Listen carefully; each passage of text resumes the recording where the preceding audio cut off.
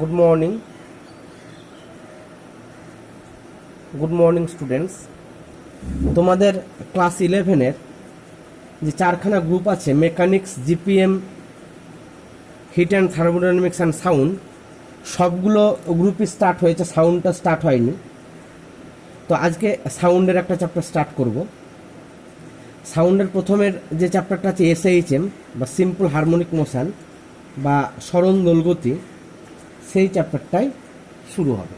তাহলে শুরু করলাম সিম্পল সাউন্ডের চ্যাপ্টার। হ্যাঁ, সেটা হচ্ছে এসএইচএম বা সিম্পল হারমোনিক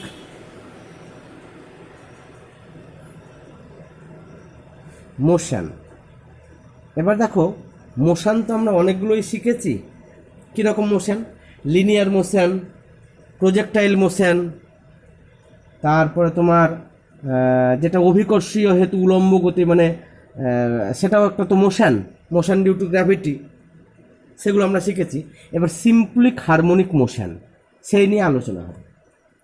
প্রথমে আমরা বলবো যে পিরিয়ডিক মোশন। পিরিয়ডিক মোশন ব্যাপারটা কি?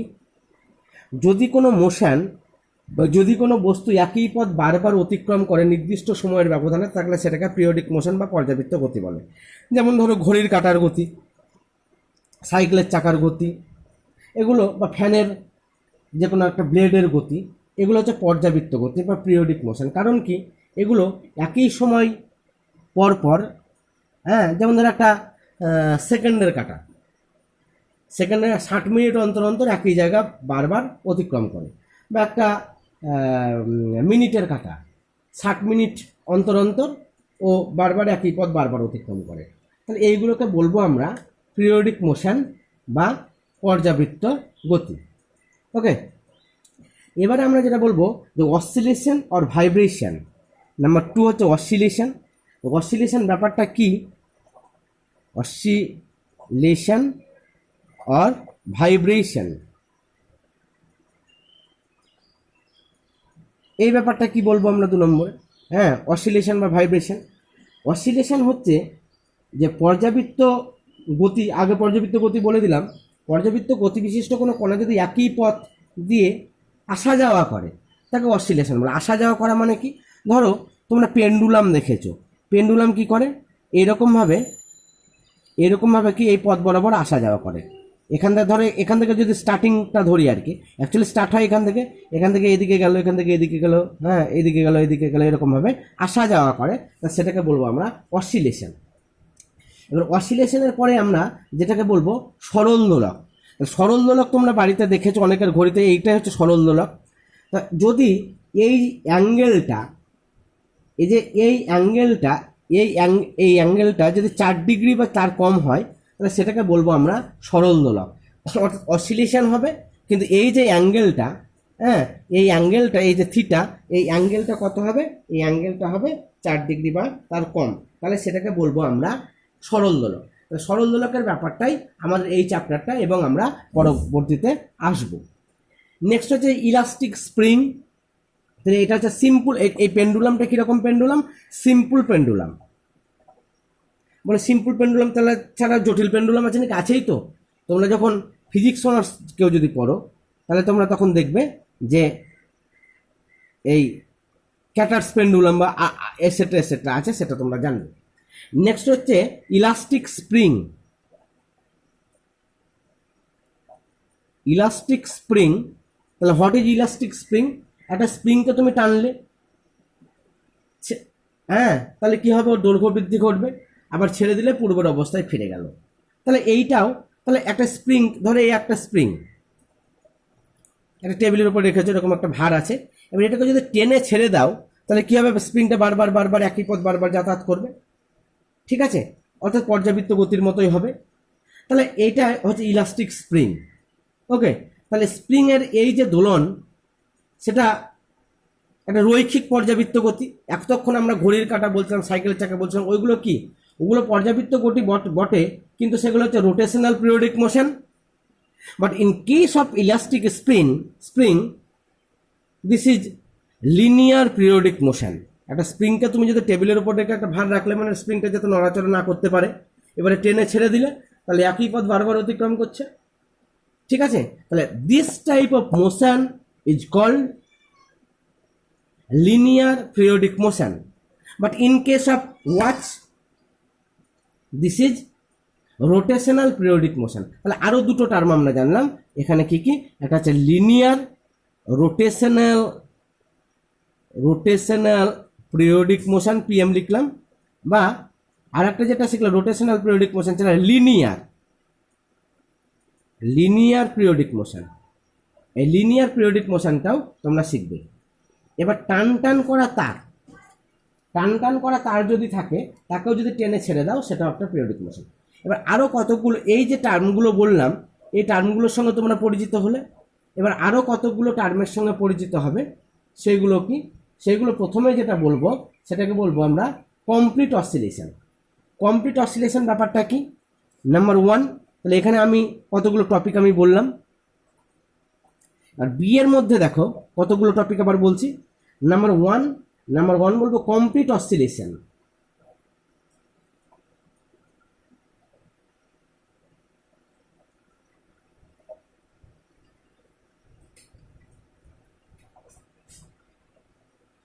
কমপ্লিট অসিলেশন বা পূর্ণ দোলন ব্যাপারটা কি, ধরো কোনো একটা কম্পনশীল, ধরো এই একটা, ঠিক আছে, এখানে আমি একটা বল প্রয়োগ করলাম, তাহলে কি হবে, এখান থেকে এখানে গেল, এখান থেকে আবার এখানে এলো, এখান থেকে আবার এখানে গেল, তাহলে এই যে এই গেল এই এলো এই এলো, এটাকে বলা হয় কমপ্লিট অসিলেশন। বা আমি যদি এটাকে ধরো টেনে আমি এখানে ছেড়ে দিলাম, তাহলে এই গেল এই এলো, এটাকে বলবো কমপ্লিট অসিলেশন। ঠিক আছে, বা পূর্ণ দোলন। যেমন সেকেন্ড দোলকের পূর্ণ দোলন হচ্ছে 2 সেকেন্ড। কারণ কি, সেকেন্ড দোলক কেন বলছে, এই যাওয়া এবং আসা, এই টাইম পিরিয়ড যাওয়া এবং আসা টি=2 সেকেন্ড, তাই এটাকে বলবো আমরা সেকেন্ড পেন্ডুলাম। তাহলে যে পেন্ডুলাম মানে এই পেন্ডুলাম যা যেতে এবং আসতে ক সেকেন্ড সময় নিচ্ছে, 2 সেকেন্ড সময় নিচ্ছে, হ্যাঁ, তাই এটাকে বলবো সেকেন্ড পেন্ডুলাম বা সেকেন্ড দোলক। এর তাহলে পূর্ণ দোলনকাল হচ্ছে 2 সেকেন্ড, বাট অর্ধ দোলনকাল, তাহলে সেকেন্ড পেন্ডুলামের যে অর্ধ দোলনকাল সেটা হচ্ছে 1 সেকেন্ড। আর পূর্ণ দোলনকালটা কত, পূর্ণ দোলনকালটা হচ্ছে 2 সেকেন্ড। ঠিক আছে, তাহলে আমরা পূর্ণ দোলনটাও শিখলাম এবং পূর্ণ দোলনকালটাও শিখলাম, বা টাইম পিরিয়ড। নাম্বার 2 হচ্ছে টাইম পিরিয়ড। তাহলে কমপ্লিট অসিলেশন বা পূর্ণ দোলন মানে কি, এখান থেকে যদি শুরু করে এটাকে টেনে ধরলে গেল এবং এলো, এই যাওয়া এবং আসা সেটা হচ্ছে কমপ্লিট অসিলেশন। হ্যাঁ, time taken for complete oscillation is called time period. মানে এই যাওয়া এবং আসা এটাকে বলা হয় টাইম পিরিয়ড। ওকে, বা বাংলায় বলে দোলনকাল। আর শুধু যাওয়া অর্ধ দোলনকাল, শুধু আসা অর্ধ দোলনকাল। ওকে, এবারে আমরা বলবো ফ্রিকোয়েন্সি। নাম্বার 3 হচ্ছে ফ্রিকোয়েন্সি। ফ্রিকোয়েন্সিকে এন দ্বারা ডিনোট করা হয়, এন সমান 1/t, অর্থাৎ টাইম পিরিয়ডের যে অনন্যক বা রেসিপ্রোকাল সেটাকে বলবো আমরা কম্পাঙ্ক। এবার কম্পাঙ্ক সংজ্ঞাটা কি, একক সময়ে কোনো কণা যে কটি পূর্ণদোলন সম্পন্ন করে, অর্থাৎ এটা এই যে পূর্ণদোলন মানে যাওয়া এবং আসা, বা কোনো জিনিসকে তুমি কাঁপালে, হ্যাঁ, তাহলে 1 সেকেন্ডে যতগুলি কম্পন হয় অর্থাৎ যতগুলি পূর্ণদোলন হয় সেটাকে বলা হয় কম্পাঙ্ক। তাহলে দেখো দোলনকাল তার ইউনিটটা কি হয়েছিল, সেকেন্ড।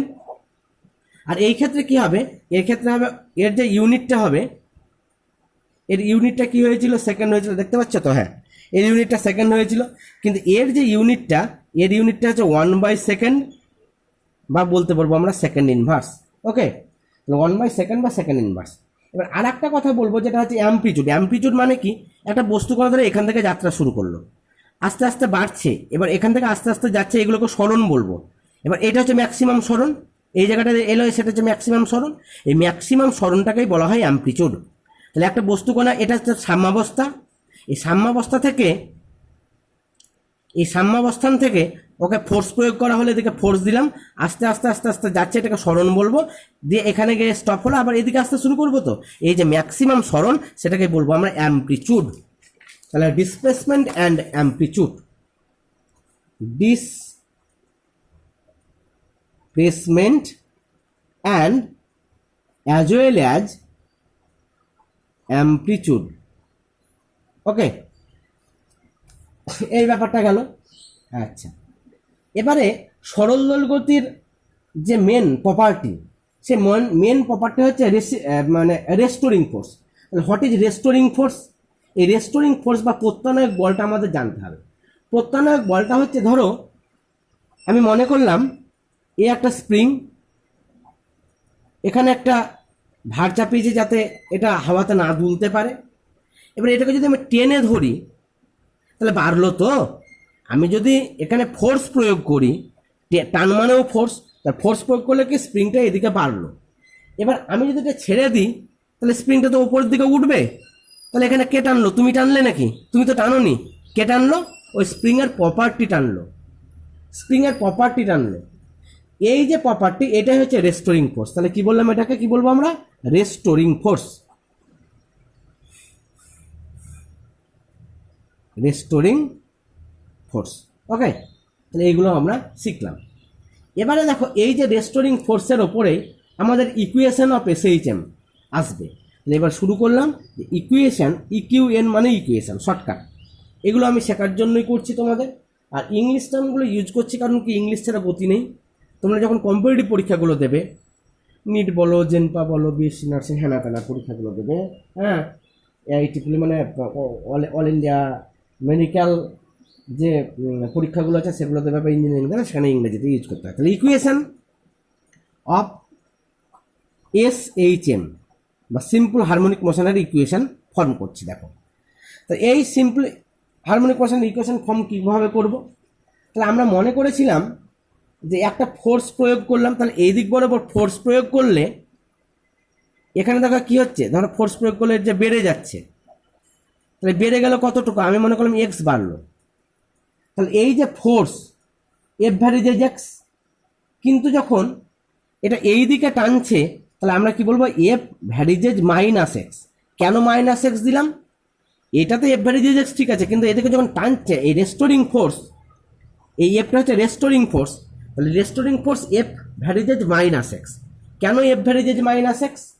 কারণ এখানে রেস্টোরিং ফোর্স যেদিকে ফোর্স প্রয়োগ করা হচ্ছে তার বিপরীত, বুঝতে পারছো তো, উল্টো দিকে কাজ করছে। আমি ফোর্সটা যদি এদিকে হয়, তাহলে ফোর্সটা যদি আমি এইদিকে হচ্ছে, কিন্তু স্প্রিংটা কোন দিকে টানছে? ওপর দিকে টানছে। তাহলে ওপর দিকে টানছে, তাই এই ধরনের ফোর্সটা তাহলে বিপরীতমুখী। তাই নিউটনের থার্ড ল অনুসারে কী হবে? মাইনাস হবে। তাহলে F equal to minus x. এবারে তুমি যদি আগের দিনের মতো, তাহলে মাইনাস কে এক্স, এই কে কে বলা হয় ফোর্স কনস্ট্যান্ট। স্প্রিংয়ের ফোর্স কনস্ট্যান্ট তোমরা আগের দিনেই জেনেছিলে, এটাকে বলবো আমরা ফোর্স কনস্ট্যান্ট। ফোর্স কনস্ট্যান্ট, তাহলে F equal to minus K x. তো এই কেটাকে বলা হয় ফোর্স কনস্ট্যান্ট বা বল ধ্রুবক। বা এখান থেকে কে সমান কী পাবো? F by x. আমি যখন বলবো, বা কে এর যে ইউনিট বা ডাইমেনশন সেটা নিউটন পার মিটার বা ডাইন পার সেমি। এবারে দেখো, F equal to K x তো আমরা পেলাম, আবার এটা তো আমরা আগে থেকে জানি F equal to M A. কি জানি কি জানি না আগে থেকে? তাহলে কম্পেয়ারিং 1 and 2,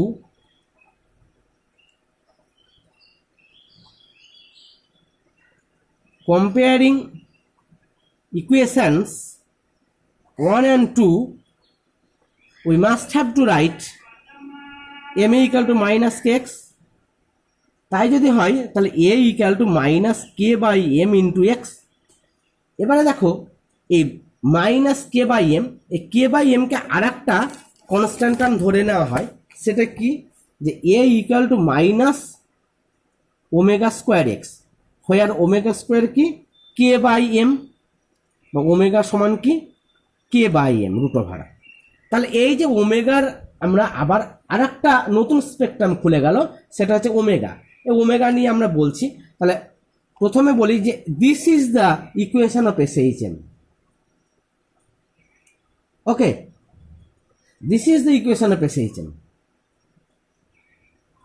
আবার এটাকেও তুমি ইকুয়েশন অফ এসএইচএম বলতে পারো, ঠিক আছে? তাহলে this is the equation of SHM. Okay, এইগুলো কি করে, কেন জানা দরকার আমাদের? এগুলো জানা দরকার এই কারণে যে এইগুলো থেকে আমাদের প্রচুর পরিমাণে অঙ্ক হবে। তাহলে ওই ওমেগা, ওমেগাটা কি, এটা সম্পর্কে আমি কতগুলো কথা বলবো, তোমাদের বই এখানে নেই দেখছি তবুও বলবো, যে ওমেগা সমান হচ্ছে কে বাই এম। তাহলে কেটা কি, কেটা হচ্ছে স্প্রিং এর ফোর্স কনস্ট্যান্ট, আর এম হচ্ছে বস্তু কণার ভর। ঠিক আছে, এবারে দেখো আমরা একটা কথা বলবো, হ্যাঁ সরল দোলগতির অবকল সমীকরণ যেটা আছে সেটা ডেরিভেটিভের অ্যাপ্লিকেশন আছে, সেটা তোমরা শেখোনি, তাই এখন ওটা বাদ থাকলো। তাহলে যেটা বলবো যে ডিফারেন্সিয়াল ইকুয়েশন অফ এসএইচএম, আবার লিখেই রাখলাম যাতে তোমরা আমাকে মনে করাতে পারো, ডিফারেন্সিয়াল ইকুয়েশন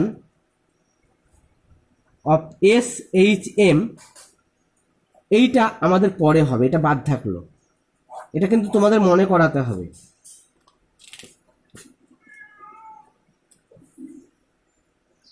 এবার এখানে আমি একটা কথা বলি, ওমেগাটা হচ্ছে কৌণিক বেগ, বলে হোয়াট ইজ, এটা আবার কি কৌণিক বেগটা কি?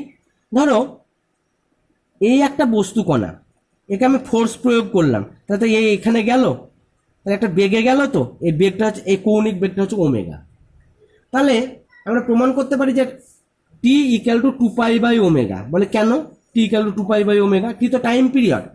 আমি যদি এটাকে এমন করে ফোর্স প্রয়োগ করলাম, এক পাক ঘুরে এলো, তো এক পাক ঘোরা মানে তো কত অ্যাঙ্গেল করলো? 2 পাই, মানে স্মরণ কত হলো, অ্যাঙ্গুলার যে স্মরণ বা কৌণিক স্মরণ কত হলো? 2 পাই, এক পাক ঘোরা মানে 2 পাই।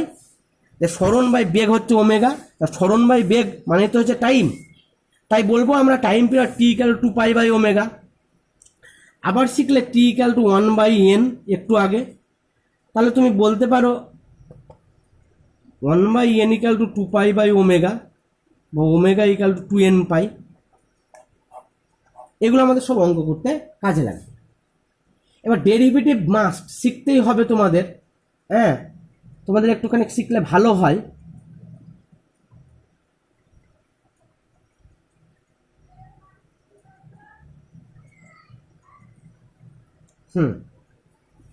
তো ডেরিভেটিভ একটু না শিখলে অসুবিধাই হবে। দেখি দাঁড়া আমি একটু ভাবি।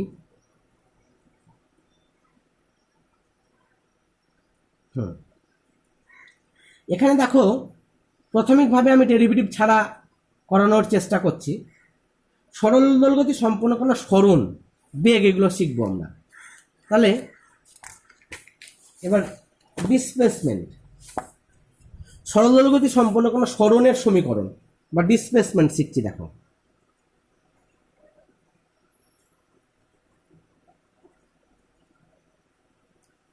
ডিসপ্লেসমেন্ট কি করে শিখছি। আচ্ছা আরেকবার তোমাদের মনে করিয়ে দিই, তোমাদের 5 তারিখে পরীক্ষা আছে। সরল দোলগতি সম্পূর্ণ কোনো স্মরণের সমীকরণ আমরা কিভাবে শিখব। স্মরণ মানে দেখো এখানে যেটা আমরা বলতে পারি যে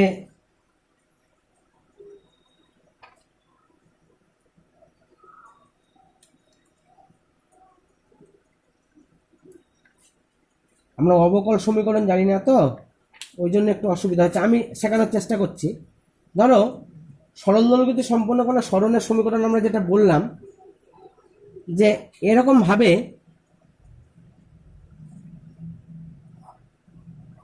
ধরো একটা বস্তু কোনা এরকম ভাবে যাচ্ছে, মানে ব্যাপারটা কিরকম, ব্যাপারটা এরকম। প্রথমে এখানে সাম্যাবস্থানে আছে, তারপরে এখানে সাম্যাবস্থানে আছে। এবারে কি হলো, এখানে ফোর্স প্রয়োগ করলে তাহলে কি হবে, স্মরণ হবে, এইটুকু স্মরণ হলো। আমি মনে করলাম এইটুকু স্মরণ হলো এক্স, আর ম্যাক্সিমাম এতটা পর্যন্ত যেতে পারবে, ম্যাক্সিমাম স্মরণকে অ্যাম্পলিটিউড বলে এ। তাহলে প্রথমে এখানে ছিল বস্তুকণাটা, একটু পরে এখানে গেল, ঠিক আছে, কত ওমেগা কৌণিক বেগ নিয়ে। আমি মনে করলাম এখানে স্মরণ হলো থিটা। তাহলে এখানে কৌণিক বেগ সমান হচ্ছে কৌণিক স্মরণ বাই সময়, এখান থেকে এখানে যেতে টি সময় লেগেছে ধরে নিলাম, কারণ আমরা জানি বেগ ইকুয়াল টু স্মরণ বাই সময়, কৌণিক বেগ ইকুয়াল টু কৌণিক স্মরণ বাই সময়, সময় তো আর কৌণিক সময় হয় না। তাহলে theta equal to omega t হলো। এবার দেখো এইখানে আমরা যেটা করব, আমি মনে করলাম এখানে একটা লম্ব টানলাম, তাহলে এখানে এই যে এইটা হয়েছে, হ্যাঁ কোণ ইকুয়াল টু চাপ বাই ব্যাসার্ধ, হ্যাঁ কোণ ইকুয়াল টু চাপ বাই ব্যাসার্ধ, মানে এখানে আমরা বলতে পারি কোণ বলতে এখানে এই থিটা ইকাল টু এরকমভাবে করতে পারি।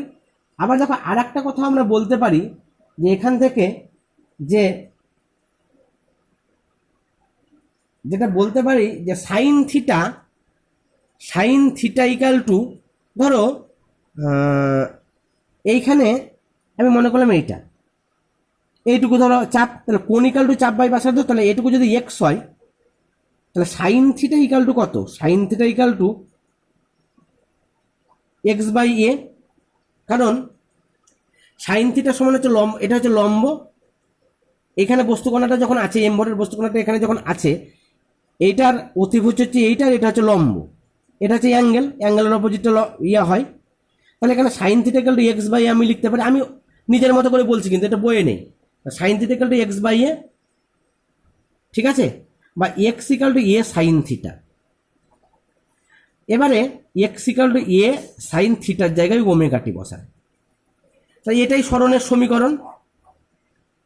এবারে তুমি বলবে অনেক সময় যে সবসময় তো বস্তুকণা একদম সাম্যাবস্থানে থাকবে তার কোনো মানে নেই, বস্তুকণা তো এরকমও জায়গায় থাকতে পারে, এরকম জায়গায় থাকলো তারপরে এখানে গেল, অর্থাৎ আগে থেকে এখানে আলফা কোণ করে থাকলো, সেই ক্ষেত্রে সরণের সমীকরণ হবে x equal to a sine omega t plus alpha, এটাও সরণের সমীকরণ। তাহলে সরণের সমীকরণ কিন্তু আমরা নিজের মতো করে জেনে গেলাম কি সরল, তার মানে সরল দোলগতি সম্পন্ন কণার সরণের সমীকরণ কত হলো, অ্যাকচুয়ালি এইটা, কিন্তু যদি সাম্যাবস্থান থেকে শুরু না করে, এখান থেকে শুরু করে, তাহলে x equal to s n omega t plus alpha, এইটা হচ্ছে আলফা, এটাকে ফেজ বলা হয়, পরবর্তীকালে আমরা জানবো। তার মানে আলটিমেটলি যেটা দাঁড়ালো, আমি পরের পেজে আসছি, যে সরণের, আচ্ছা এখানেই হয়ে যাবে, তাহলে সরণের সমীকরণ কি হলো, x equal to a sine omega t বা x equal to a sine omega t plus alpha, দুটোই। এখন আমরা এটা নিয়েই কাজ করব। তাহলে দেখো এক্স ইকাল টু, এবার আমার ভেলোসিটি, এগুলো ডেরিভেটিভ শিখলে খুব সুন্দর হয়। আচ্ছা তোমরা এক কাজ করো, একটা ক্লাস, আচ্ছা আমি আজকে ঘোষণাই করে দিলাম, নেক্সট ক্লাস, যেহেতু তোমাদের বুধবারে ক্লাস আছে আর রবিবারে পরীক্ষা আছে, বুধবারে আমরা ফিজিক্স পড়বো না, আমরা অঙ্কের যে ডেরিভেটিভ বলছি বা একটুখানি ইন্টিগ্রেশন যেটা মুক্তিবেগের ক্ষেত্রে লাগবে, সে ডেরিভেটিভ এবং ইন্টিগ্রেশনের ক্লাস হবে। ওকে, আমি ভেলোসিটিটা বলে দিই, তারপরে আমার ডেরিভেটিভের ক্লাসটা হোক, তারপরে বাদ বাকিটুকু হবে, কারণ এখানে প্রতি পদে পদের দরকার। আচ্ছা ভেলোসিটিটা বলে দিই, তাহলে এখান থেকে আমরা কি পেলাম যে x equal to a sine omega t, তাহলে সাইন ওমেগা টি সমান কত, এক্স বাই এ, তাহলে কস ওমেগা টি সমান কত, root over 1 minus sine square, এটা তো আমরা জানি, তাহলে a square minus x square by a. এবার এর যে ভেলোসিটি, ভেলোসিটিতেই তো আমার ডেরিভেটিভ দরকার, বাস এইটুকু